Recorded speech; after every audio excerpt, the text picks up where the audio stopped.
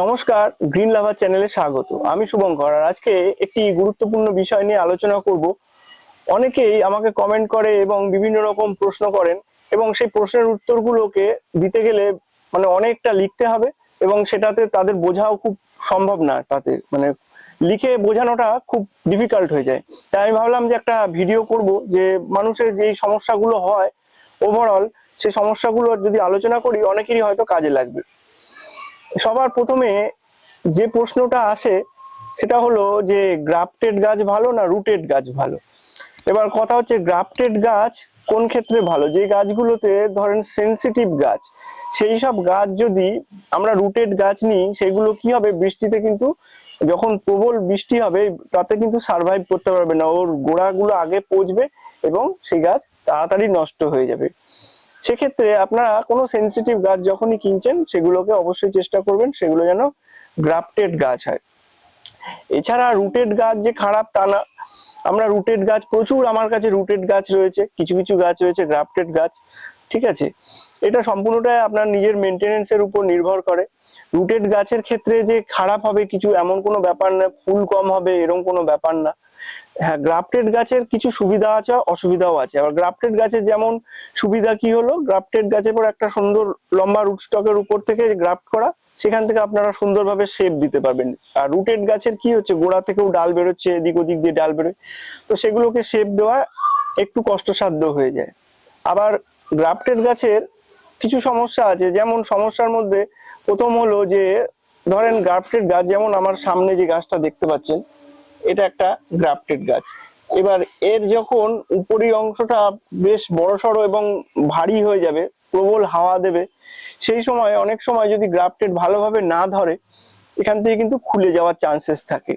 তো সেই সমস্যাগুলো রয়েছে। এই দেখেন আরো একটি আমি ছোট্ট গাছ, এরকম গাছই আমরা কিনে আনি, এগুলোকেই তৈরি করতে হয়। ছোট্ট এই গাছটা দেখছেন, গ্রাফটেড গাছ। এবার এই গ্রাফটেড গাছ কিনে আনার পরে সব থেকে বড় যে জিনিসটা হলো, এই প্যাকেটটা, এটাকে সঠিক সময়ে খুলতে হবে।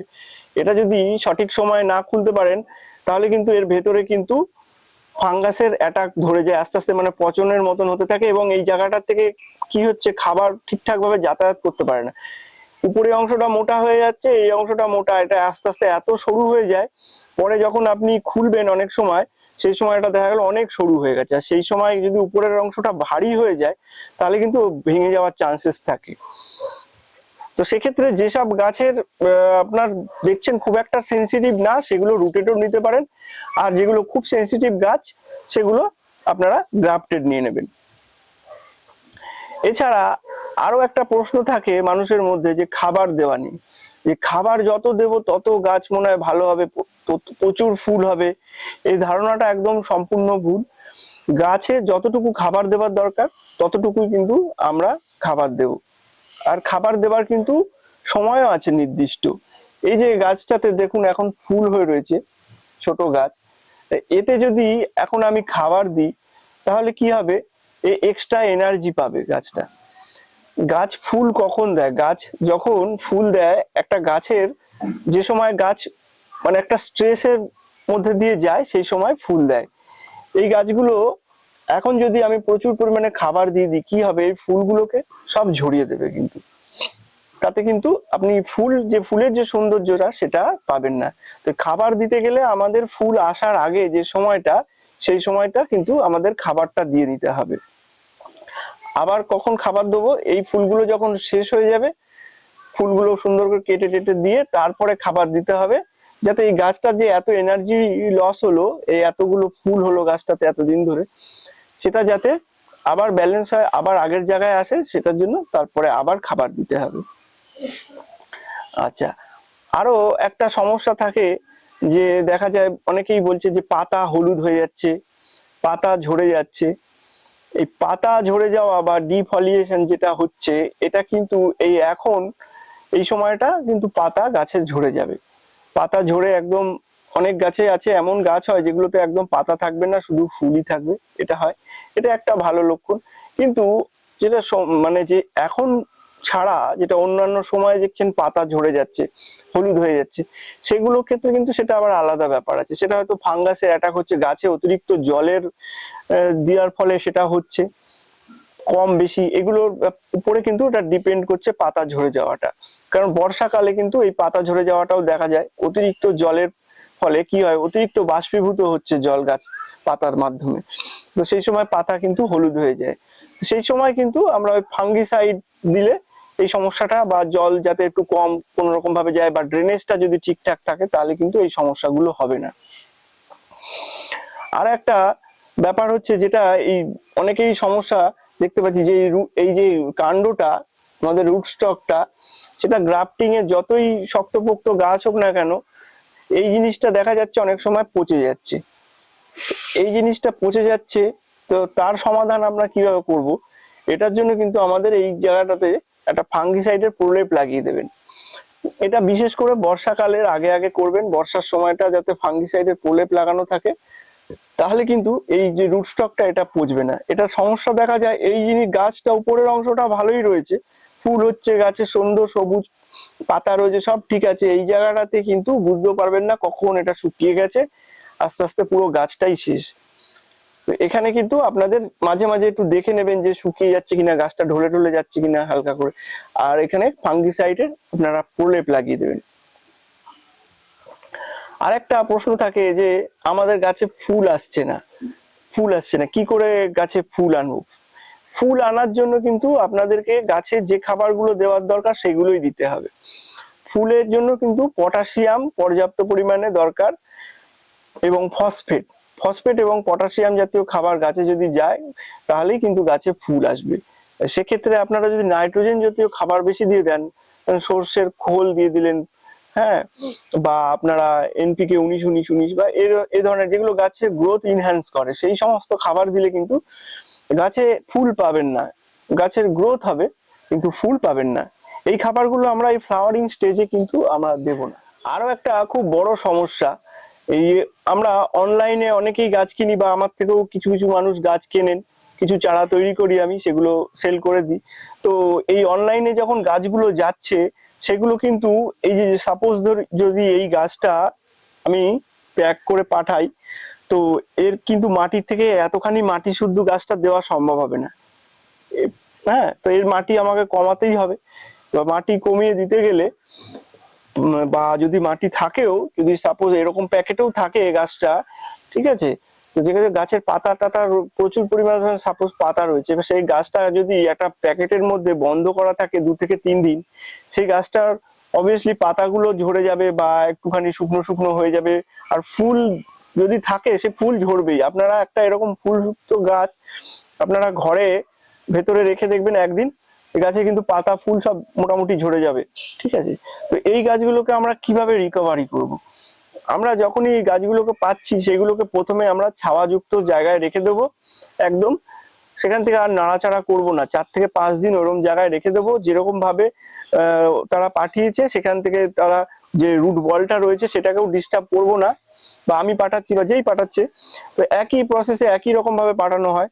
এবার ওই গাছটাকে কি করতে হবে, ছাওয়া জায়গায় রাখতে হবে। যদি পাতাগুলো দেখছেন শুকনো শুকনো হয়ে গেছে, সেসব পাতাগুলো কেটে বাদ দিয়ে দিন, ফুলগুলোও বাদ দিয়ে দিতে হবে। ফুল থাকলে কিন্তু, যদি থেকেও যায় 2-1টা বা কুড়ি থাকে, সেগুলো কেটে বাদ দিয়ে দিন, এবং বাদ দিয়ে দিয়ে গাছটাতে ম্যাগনেসিয়াম সালফেট 1 থেকে 2 গ্রাম, বেশি ডোজ দেওয়া যাবে না, 1 থেকে 2 গ্রাম 1 লিটার জলে গুলে ভালো করে পাতাতে স্প্রে করে দিন, গাছগুলোকে সুন্দর করে স্প্রে করে দিন। আর ছাওয়া জায়গাতে গাছগুলোকে রেখে দিন 4 থেকে 5 দিন, সমস্ত পাতাগুলো ঝরে যাবে এবং দেখবেন নতুন কচি কচি ডাল বেরোচ্ছে। তারপরে ওই গাছগুলোকে কিন্তু আপনারা পটিং করবেন, এবং এর মধ্যেখানে আপনারা 4 দিন 5 দিন যদি রেখে দিচ্ছেন গাছটাকে, চেষ্টা করবেন দিনে 1 থেকে 2 বার করে ভালো করে জলের স্প্রে করে দেওয়া যায়, এবং জলের স্প্রেটা যেন অতিরিক্ত সে জোরে জোরে না হয়, একদম মানে সে কুয়াশার মতো যেরকম জলটা পড়ে ওই রকম ভাবে সুন্দর জল স্প্রে করে দেবেন, একদম একটা ময়েশ্চার ব্যাপার থাকবে, তাতে কিন্তু গাছটা খুব সুন্দরভাবে তাড়াতাড়ি রিকভারি করবে। আরো একটা সমস্যা দেখা দেয়, এই যে এখন এই ফ্লাওয়ারিং সময়, এই সময়টাতে গাছে কিন্তু বেশ কিছু পোকার আক্রমণ হয়। যেমন হচ্ছে, যার মধ্যে বেশ কিছু বলতে একটা পোকাই বেশি হয়, সেটা হলো ওই জাগ পোকা। হ্যাঁ, এখন তো এই সর্ষে টর্ষে চাষ হচ্ছে চারিদিকে, এই পোকাগুলো কিন্তু আমাদের এই বাগানেও কিছু কিছু চলে আসে। যাদের মাঠে জমির পাশাপাশি বাড়ি, তাদের তো প্রচুর উপদ্রব হবেই। হ্যাঁ, আমার এখানেও এসেছে কিছু কিছু গাছে।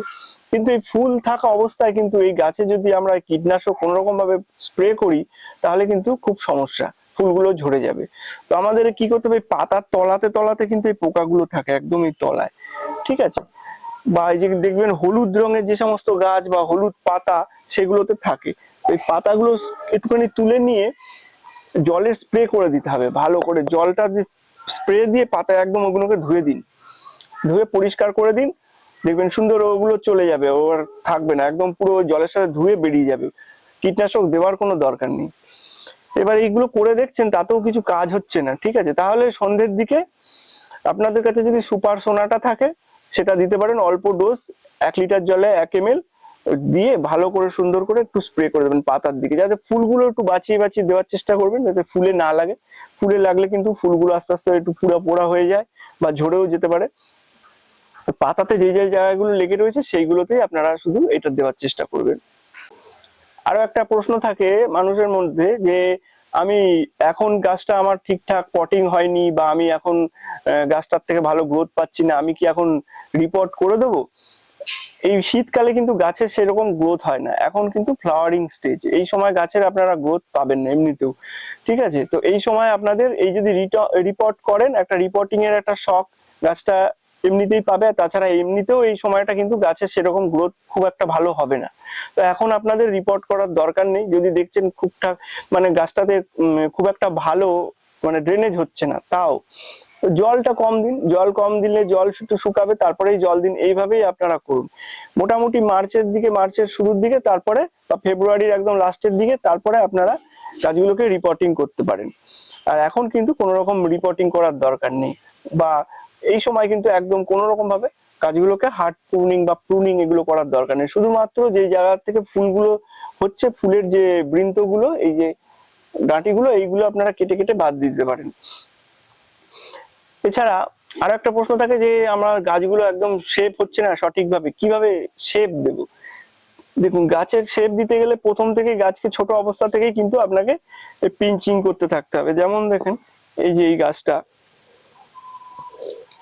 দেখছেন, এই এই গাছটা বা এই গাছগুলো, এগুলো কিন্তু মোটামুটি এসব গাছ এমনিতেই কিন্তু মোটামুটি শেপ নিয়ে নেয়, হ্যাঁ। তাও দেখুন এর ডালটা আবার এদিকে বেরিয়ে চলে যাচ্ছে, এই যে এদিকে বেরিয়ে চলে যাচ্ছে, ঠিক আছে। তো এই এই অবস্থাতে আপনাদের কিন্তু এইগুলোকে কিন্তু মায়া ত্যাগ করে কাটতে হবে, এখান থেকে এরকম কেটে দিতে হবে, এইটা যেমন এদিক দিয়ে বেরিয়ে যাচ্ছে এখান দিয়ে কেটে দিতে হবে। তাহলে এইখান দিয়ে আমরা যদি এটা কেটে দিই, এখান থেকে কিন্তু আরো 3-4টি ডাল বেরোবে, বা এই যে মাথাগুলো এগুলোকে পিঞ্চিং করে দিতে হবে। আমি এই গাছটাকে আরেকটু বেশ বড় গ্রোথ নেব, সেই জন্য এখন কাটছি না, এই ফুলগুলো হয়ে গেলে আমি একটু মোটামুটি আরেকটু যখন গাছগুলো আরো এইসব ডাল বাড়বে তারপরে আমি এগুলোকে কাটবো, মানে গাছটাকে একটু বড় করার আমার চিন্তা ভাবনা রয়েছে, সেই জন্য কাটছি নি। তো আপনারা কিন্তু এরকম ভাবে পিঞ্চিং করতে থাকবেন, যে ডাল বেরিয়ে যাচ্ছে ফুল হয়ে যে দেখতে সুন্দর লাগছে থাক রেখে দিই, এরকম করলে হবে না, আপনাদেরকে কাটতে হবে। তবে এখন এই করার এটা সময় না, এখন করবেন না, এখন যেগুলো যেরকম হচ্ছে হয়ে যাক, এই ফেব্রুয়ারি শেষের দিকে বা মার্চের শুরুর দিকে তখন কিন্তু এইগুলো প্রুনিং করবেন। আর প্রুনিং করার ক্ষেত্রে আপনাদের আগে যেটা মাথায় রাখতে হবে, গাছকে কিন্তু আগে খাবার দিতে হবে, পর্যাপ্ত পরিমাণে গাছে খাবার দিয়ে দেবেন। যে মিক্সড খাবার আছে আমার চ্যানেলে ভিডিও করা রয়েছে, সেইগুলো দেখে নিতে পারেন, সমস্ত রকম কিছু চ্যানেলে দেওয়া থাকে, ক্লোরোসিসের সমস্যা থেকে শুরু করে গাছে বুগেনভিলিয়া যা যা যাবতীয় সব আছে, মাটি তৈরি কি আছে, যদি এই চ্যানেলটা ভালো করে ফলো করতে থাকেন আপনি খুব ভালোভাবে কিন্তু বুগেনভিলিয়া করতে পারবেন। তো এই প্রুনিং করার আগে কিন্তু আপনাকে গাছে খাবার দিয়ে নিতে হবে, তো গাছ তো ফুলেতে সব এনার্জি শেষ করে দিয়েছে, তো যদি আবার খাবার দেন তারপরে গাছ আবার এনার্জি পেলো, মোটামুটি খাবার দেওয়ার 1 সপ্তাহ পরে তারপরে প্রুনিং করবেন, করার পরে আবার একটা এনপিকে 19-19 তরল সার বা সর্ষের খোলের তরল জল এগুলো আপনারা তারপরে আবার প্রুনিং করার পরে দেবেন, তারপরে দেখবেন নতুন কচি কচি শুট বেরোবে, তখন সেইগুলোকে আবার পিঞ্চিং করতে থাকবেন, তাহলে দেখবেন গাছের কিন্তু খুব সুন্দর শেপ হবে। তো মোটামুটি যেগুলো বুগেনভিলিয়া গাছ করতে গিয়ে যে যে সমস্যাগুলো হয় বা যেগুলো সমস্যা আপনারা সম্মুখীন হয়েছেন, যেগুলো আমাকে আপনারা প্রশ্ন করেছেন বা আমিও যেগুলো ফেস করেছি আগে, সেগুলো আজকে ভিডিওটাতে আলোচনা করলাম। আপনারা আমার চ্যানেলে অবশ্যই কমেন্ট করবেন, আপনাদের কোনো সমস্যা কি হচ্ছে না হচ্ছে সেগুলো আমাকে জানাবেন, নিশ্চয়ই আমি সেগুলো সমাধান করার চেষ্টা করব। পরবর্তীতে আবার এরকম একটা ভিডিও নিয়ে আসবো যেখানে আপনাদের সমস্ত সমস্যাগুলো এরকম ভাবে তুলে ধরবো, পরপর আলোচনা করতে থাকবো। তাহলে আশা করছি আপনাদের এই ভিডিওটি ভালো লেগেছে। যদি এরকম ধরনের ভিডিও আপনারা আরো পেতে চান অবশ্যই চ্যানেলটিকে সাবস্ক্রাইব করে নেবেন। তাহলে ধন্যবাদ, আজকের মতো ভিডিওটি এখানেই শেষ করছি।